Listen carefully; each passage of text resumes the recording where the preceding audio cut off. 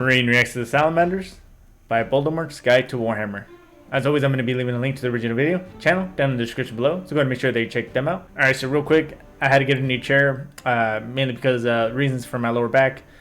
Now, this is as far as the chair will go down, so I've had to adjust the screen and the webcam just a little bit, so I might appear a little taller on screen, but I'm just kind of working it out as I go along. So, the Salamanders. Now, I've been hearing a lot of great things about these Space Marines specifically. I mean, also just me personally, just because if there were to be a justifiable or any type of good guy or Space Marine or anything in general, from what I've been seeing and hearing, it's going to be the Salamanders, just because they seem to genuinely care about the Imperial citizens. And I understand that they're red eyes, dark skin, because of the place that they grow up in. I don't remember the name of it, but I also have gotten them mixed up with the Dark Angels. I really wish I had taken notes way at the very beginning when I just started doing this, but taking notes from now on, so I make sure I don't forget stuff. So, let's not waste any more time. Let's go ahead and get into the actual video. But before we do, don't forget to like, subscribe. It really does help me out a lot. Hit that notification bell right there. That way you get notified every time I do upload. Sometimes I'll upload twice a day. Now I'm working on them in the evenings and the release of them early the next day. That way when you all wake up, you have a fresh video first thing in the morning. So, without further ado, let's go ahead and see what the Salamanders have in store for us.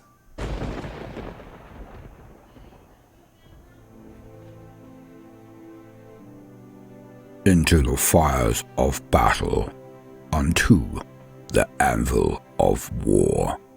That is what we say. As the sun sets, I stand on the battlements, and I watch for the first sign. I do not wait long. They crest the horizon, the darkness of night ablaze with their advent. They all carry torches, burning bundles of wood. It lights the night like a snake of fire as they rush toward us. The orc column will be here within the hour. The snake of light, of fire, reminds me. It reminds me of the trenches of lava flows that come from the volcanoes of my homeworld, Nocturne. It reminds me of why I am fighting. It reminds me of my forge, my place, my kith, my kin. It reminds me of a joyous day. They had waited. They think I do them honor, but it is I who is honored. I walk into their home, the home of the sons of my father, the daughters of my mother. Though this has not literally been true for hundreds of years, they still request my presence, for we are family. Most of our cousins, the other Astartes, do not know this warmth, do not permit their number to retain these ties. They know not what they sacrifice, for they sacrifice purpose. I stoop to pass the door. I wear not my panoply of war, my armor, my weapons.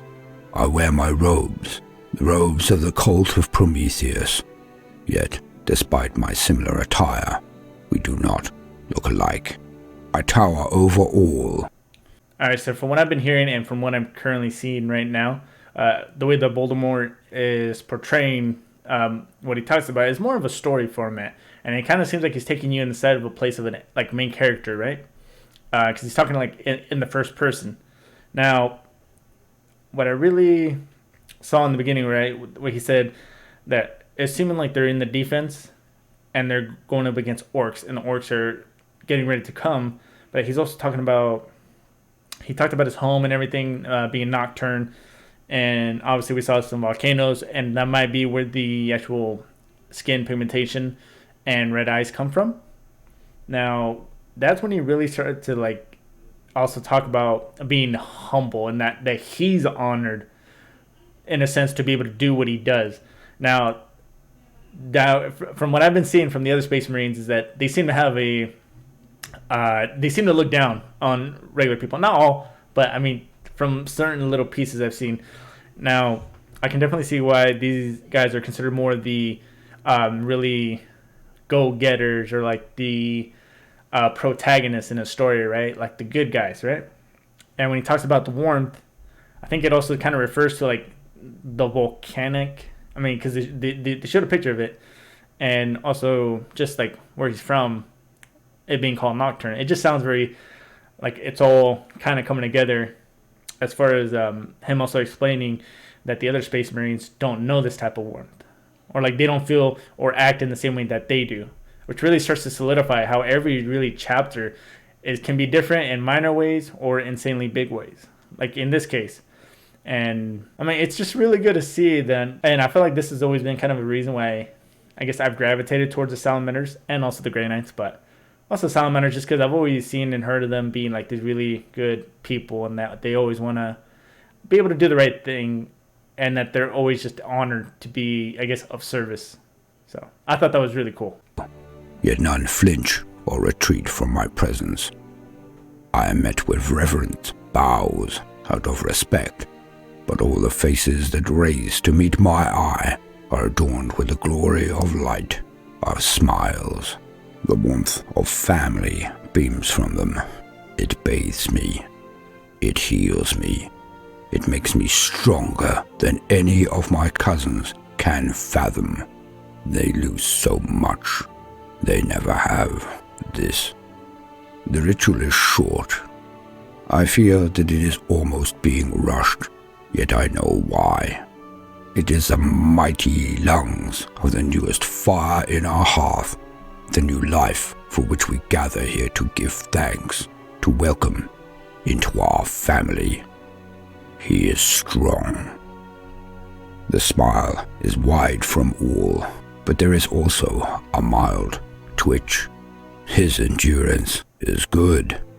He is loud and tenacious in signaling his displeasure. He shouts like a warrior born, crying his loudest at their disruption to his quiet, at being passed from one to another, so they may look in his eyes. I try not to smile, as I must play my part.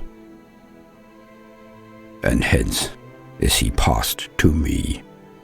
My hands engulf him like a mountain swallows a careless climber.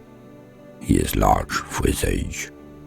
I raise him up to me to look in his eyes, as our family ritual demands. All look on now, but with a hushed awe, as the child looks into my eyes and stops. His tears cease, and his features take on a calmness I can only recognize when I look in a mirror. He reaches for my finger and squeezes it, and then, like a blessing that washes away the awe on each face and replaces it with the heat of love, the smiles are infectious, as the tiny bell of his laugh chimes throughout this gathering place. But he is as ardent in his joy as he was in his previous consternation. All begin to laugh, even me.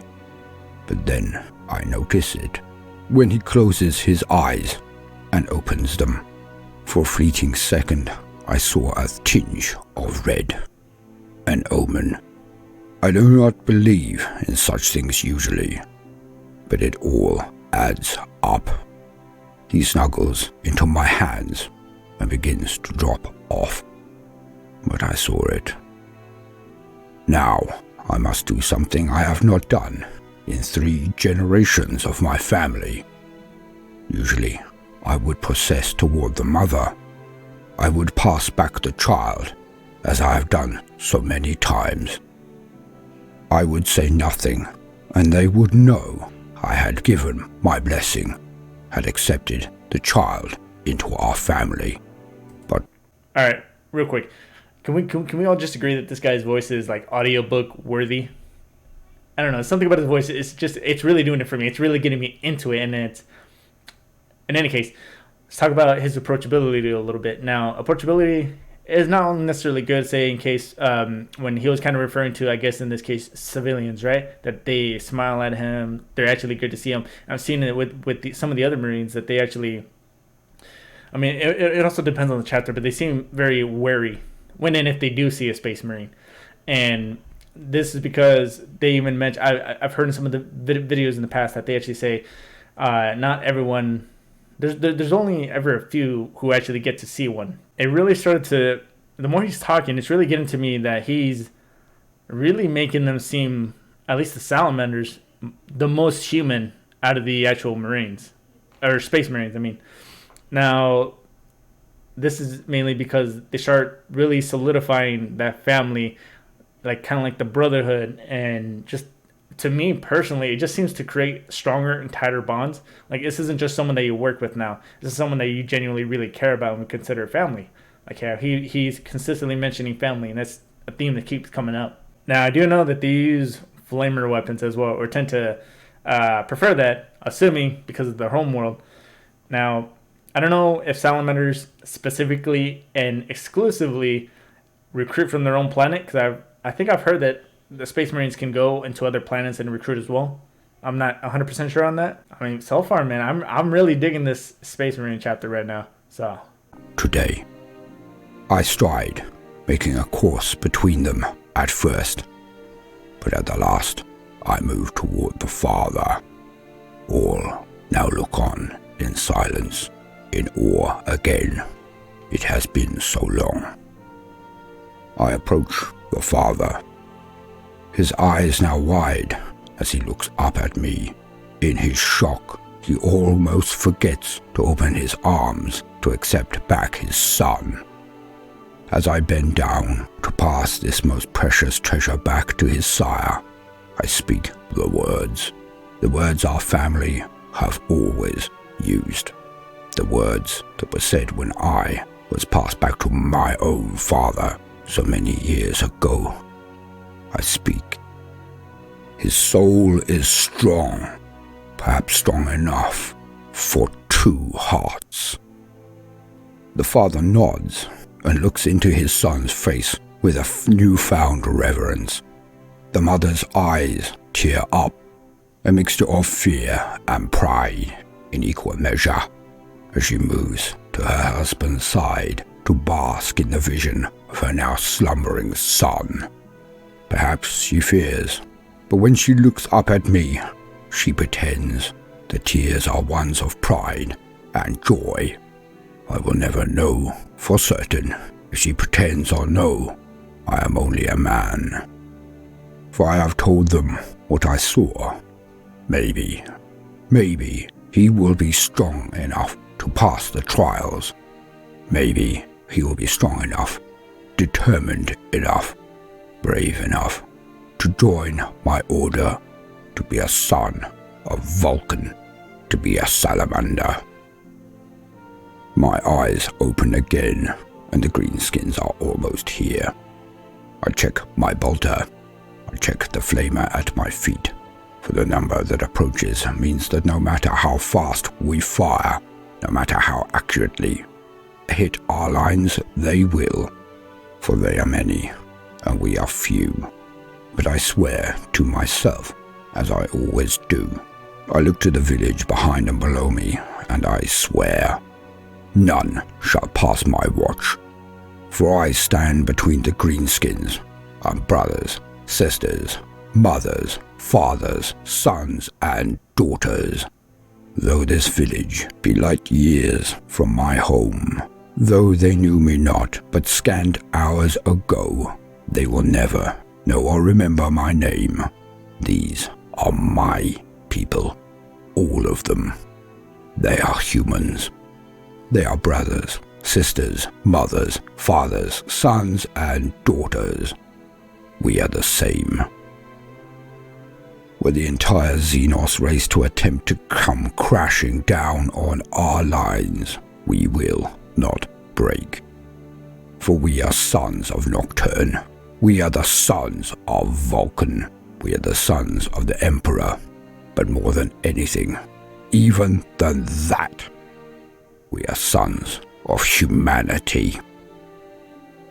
As I stand in this place, I hear again that chime, that little bell, the laughter of the youngest of my family.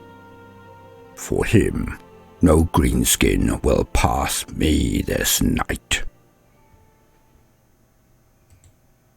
Oh my god, dude! I've been seeing this picture a lot, man. It really hits you. And as far as him, his quote, I wasn't able to get the exact words, but he talks about how his soul is strong, perhaps paraphrasing, perhaps strong enough for two hearts. And it's these little quotes that I really just love hearing and just like repeating it depending on the scenario. But it also seems like, especially from the other Marine chapters, that even during the recruitment process or the making of a Space Marine by Luton that I saw a little while back, that sometimes it seemed that even if the recruits did die, or even also specifically in the Grey Knights, that they wouldn't really try to, I guess, bury the body for the most part, or even like, because it seemed like there was a big not really caring about the ones who are probably gonna fail or did fail. Now with the Salamanders, it seems like they actually want them all to pass, and that they actually are hoping that they're strong enough to be able to survive these trials, and that they're able to actually join and become a Salamander and become a son of Vulcan, which I'm assuming is the Primarch, because I have heard the name Vulcan go around quite a bit. And he really just sees everyone as the same. He's still, I mean, it could be argued that Space Marines are a different type of human just because of the gene seed, but he still views himself as a human and views them exactly the same. Which, man, you gotta really give it to Salamanders, man. Welcome, gentle listeners. I am Baldormort, and I wish to introduce you to the forces and factions of the Warhammer 40K universe. Today, I would like to expose a hidden truth, one that is disregarded or ignored by almost the entire community of the Warhammer fanbase. Anyone who has heard of Warhammer will know one of the most repeated tropes.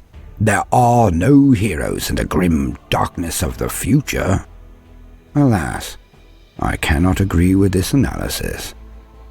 For of all of the Adeptus Astartes, of all of the legions of the Emperor, all of the subsequent chapters from which they sprang, there is one order, one chapter that stands alone in the Imperium, the Salamanders.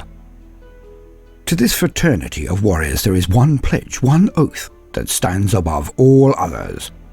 The Space Marines have always been likened to indomitable and brave futuristic knights who swear fealty to the master of mankind. They pledge to protect his realm, his Imperium. They pledge to show honor and courage in the face of their enemy, no matter how terrible in power or visage. They pledge to know no fear. But of all of the classical neo-heraldic pledges that are given, these mighty warriors, the Salamanders, take one their brothers do not. The pledge that separates them from their cousins in other chapters and legions. One that makes them more than their comrades in arms. For it gives them a nobility that is rarely spoken of, as it seems to fly in the face of the popular trope. They are the closest thing that this setting has to true heroes. For this pledge they adhere to above all others, no matter the cost. They pledge to protect the weak. The chapters, rightly or wrongly, see things on a grand scale, the bigger picture. It is this excuse that is used when they ignore the predations of the local population by the Pirate King, the Elder Corsair, the Orc Raiders, the Chaos Invasions, the demonic attacks. When any other chapter of Space Marines is faced with an enemy, they will use this excuse to charge into them, to bombard them, to take the heads of their leadership in a decapitating strike, all the while ignoring the plight of the very humans that make up the Imperium, the very thing all Marines have been oath-bound to protect. They deploy the same excuse, the same justification. The chapters of Space Marines, the Astartes, are to destroy the enemies of mankind. They are to reduce overall casualties by removing the threats. If 1 million human beings are to die in a siege, this is a numbers game. It is a drop in the ocean. Other chapters will state that by sacrificing the millions in a hive to being bait for the destruction of the threat, no matter what it may be, that they safeguard all others the enemy would slay. The losses are acceptable in the bigger, grander scheme of things. They feel righteous. But they merely deploy this excuse to shroud their utter disregard, their implicit and callous contempt and nonchalance at the loss of normal human life. It is not difficult to see why. The vast majority of Space Marines cut off all ties to their family, their homeworld, and normal humanity. They removed these ties as they state they will be distractions, will muddy waters, and will cause conflicts of priority and remove the perspective that is required for the Astartes to view the greater whole. But the Salamanders do not believe this, and do not do this. For the Salamanders are one of the only chapters that keep families and culture and love at the very heart of their endeavours, always at the forefront of their minds. A salamander is permitted to maintain contact with his family, is encouraged to take whatever scant time they may be given to be with their loved ones, their normal human kith and kin. Not for the Salamanders is the numbers game, the bigger picture, for they believe that they are the very centre of their families, the very centre of the human race, and they will defend any and all. A salamander would never abandon convoys of civilians to the ravages of a horde of greenskins, simply to strike at a war boss, as was clearly shown on Armageddon, much to the chagrin of their allies. The Salamanders do not consider the loss of even one single life to be acceptable if it can be avoided. They would stand and hold the line, would fight with the same fervour and implacable rage to defend the smallest shanty town of huts as other chapters would the very gates of the Imperial Palace on Terra. The Salamanders never forget that they are, above all things, human. Something that all too often their brothers parrot and profess, but do not seem to actually believe. Not really. Not in. That was the big thing as well. When I keep hearing that there are no good guys or no good whatever in the entire 40K universe, and that's how it's kind of supposed to be. It's grimdark. The only heroes are the ones you see, or the ones who you want to play as, or the ones that you just see from your point of view. Now, I've always seen people, I've heard some people in the beginning say the Tau, but then I've been seeing some things about the Tau a little bit from the comments, which obviously they could be either true or false. I'd also seen that there was some kind of group called the Enclave, which is supposed to be the closest to the good guys in the universe. But then I had always thought about, the second I heard about the Salamanders and about them actually caring about when the people died, these were already typically hitting me as being the, I guess, like protagonists or the good guys, right? Like heroes. And honestly, as far as the way Baldermort's saying it, it really, for me at least, I can see both sides as far as the Salamanders really doing anything and everything to be able to help civilians and doing whatever they can and not abandoning convoys just because they're about to be taken over by orcs. And that they're not really in the sense of it being a numbers game, that they're not, that at least the very least from what I'm getting is that they're not going to at least do, they're going to at least do their best to ensure that they're not losing so many lives, even though if it's like 1 million lives to save tens of millions, right? But then again, that depends on the way you look at it, because there's such a huge population and casualties are going to happen either way. But it also depends on how many of those casualties can be avoided if you do take a little bit of extra time or put in, I don't want to say more effort because that just sounds kind of douchey on man, because obviously this is a whole different universe. It's very hard to even compare this to our world. But I'd be very curious to see what you guys think about as far as the Salamanders mentality versus another Space Marines chapter's mentality, and it could be pretty much any other chapter for that matter. And also, just a quick thing, I really like the fact that they actually maintain that closeness with their family. I'm a big family guy, and as far as them being able to just maintain that contact and even get the chance to go see them, it's actually really good and nice to hear. And then I don't know how the other Space Marine chapters would react if they were given a chance to do this as well. Like, they were given a chance to go home and see their family. Maybe not the Grey Knights, because technically they get their mind wiped.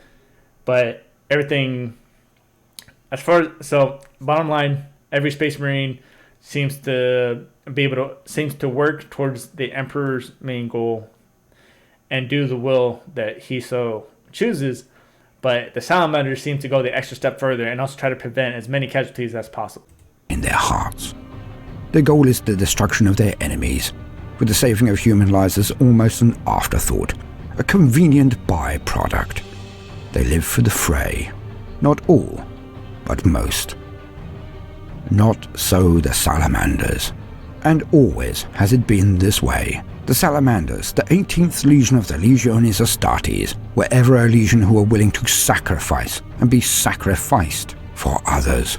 Indeed, they are, in the opinion of this bard, the most noble of all of the Space Marines. Originally, they were dubbed the Fire Dragons. In the end stages of the Unification Wars, they were almost wiped out, for they were sent into a battle that most thought they would never return from at all. The entire 20,000 warriors of the 18th Legion were to be used in one assault, an impossible task from which only 1,000 of them returned. But return they did. The assault of the Tempest Galleries, a battle that has resounded through history. The Caucasus Wastes was the last remaining rogue state that had not bent the knee to the Emperor in his campaign to unify Terra, Earth. They had shielding that was impossible to be brought down, so the Emperor, in his wisdom, located the source by which these shields were powered. It was far underground, almost impossible to reach. The 18th were sent via vast digging torpedoes into the caverns under the city-states of the Caucasus Wastes, the Tempest Galleries. None truly expected them to be victorious. None truly believed any would return. But they were wrong. The Salamanders fought a battle so important, an adversary so terrible, I needs must come back to this at another time to do it proper justice. They went knowing they may be sacrificed for the greater goal, the unification of Holy Terra, the birthplace of humanity, Earth. But importantly, they went without complaint. They went not as lambs to the slaughter, but as men with heads held high. They did the impossible. They brought down those impenetrable shields and permitted 6 other legions and the Emperor's own bodyguards, the 10,000, the Custodes, to sweep into the side of the last resistance and crush it all. Their action sealed the end of that terrible war and permitted the domination and unification of Terra. But they did one thing none believed they could. They came back. Out of 20,000 sent, a mere 1,000 returned. Forever after were their numbers fewer than their brother legions, but a legion they did eventually become again. When this was achieved, it was most often that the Salamanders were kept as a strategic and tactical reserve by the Emperor's armies during the Great Crusade. Alright, real quick, as far as them being able to survive, because nobody expected them to come back, and there's 20,000 and only 1,000 came back. Now, this is my personal opinion as far as to why they probably did make it back. It could be one or two things that, as far as I can think of. It's just the way it was written, and that's just how it was going to be from the start. Or two, maybe it had to deal with those bonds and just the actual feeling of family of how fiercely they fought. But now, obviously, I'm not taking away from any other chapter or legion or anybody else that they wouldn't fight just as hard. But what are your guys' kind of thoughts as to why they may have survived this? Could it have been their weapons even? Could it have been their tactics? Etc., etc. And the whole thing, I mean, just like a quick little thing as far as them not complaining and just going ahead and go doing it. I don't know about the other military branches, but Marines, you tell us to do one thing, we're going to bitch about it, but we're still going to do it. I mean, obviously it's not like in a bitchy way. It's more of a funny, like, comedic way just to have something to think about, I guess, when we're actually doing whatever it is we're told to do. Because sometimes it's just stupid shit, like moving something here to over there, and it's ridiculous, but we're almost done here. They would be sent to defend worlds that had been brought into compliance, that were threatened, but too far from the front to have the crusading legions turn about in time. They became known as the Defenders of Humanity, as they intercepted raiders, crushed unforeseen orc incursions, or any threat that occurred behind the lines of the crusade as it pushed further and further out into the galaxy. It has been a mantle that they have worn with pride. It has been one that they have worn over all of the 10,000 years of the Imperium, never slipping, never dropped. For the Salamanders will defend humans no matter the cost to themselves. While most other chapters will always weigh up the benefit and loss of their intervention, will always balance their losses to the damage done to the Imperium before intervening. The Salamanders do not. They will stand. They will attack.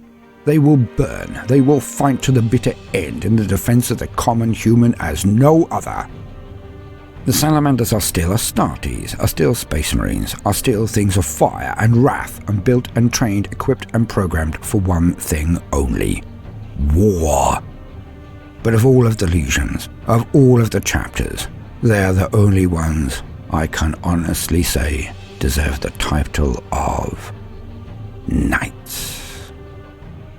Alright, real quick, let's talk about that for a minute. Also, if you've heard any noise in the background, anything at all, I am taking care of my nieces right now, and they're in the other room playing. So, for the most part, it didn't seem like they make too much noise. But if they do, just know that that's the reason. And I'll try to minimize that as much as I can in the editing process. So, I didn't have too much to say. I only got 2 things I really wanted to hit. Or 3, actually. I like the fact that in the beginning, it was kind of like a little story. And obviously, it seems like that was partly from an audiobook.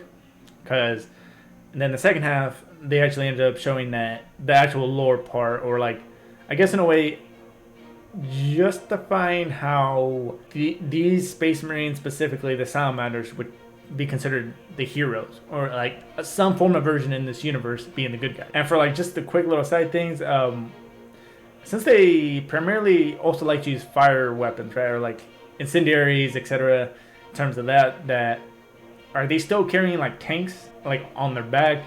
Anything with like gas, or I'm not honestly sure how fucking flamethrower works. I mean, obviously have been used for quite some time, but if that is the case, are they able to explode if they get shot at with that, or do they have just something else that actually helps them shoot fire from whatever weapon they have? I'm not exactly too sure as far as with the weapons that they use that are flame based, but just something that kind of popped in my head when I started talking about how they went down and actually completed what they were going to do. But that's going to go ahead and do it for this video. Don't forget to like, subscribe, really does help me out a lot. Hit that dislike button if you didn't like it. Helps me for the channel. If you're curious to see what's coming up next, check the description down below. You can see a list of about 5. Top to bottom is going to be how I view them. But until then, I'll see you all in the next video. Bye.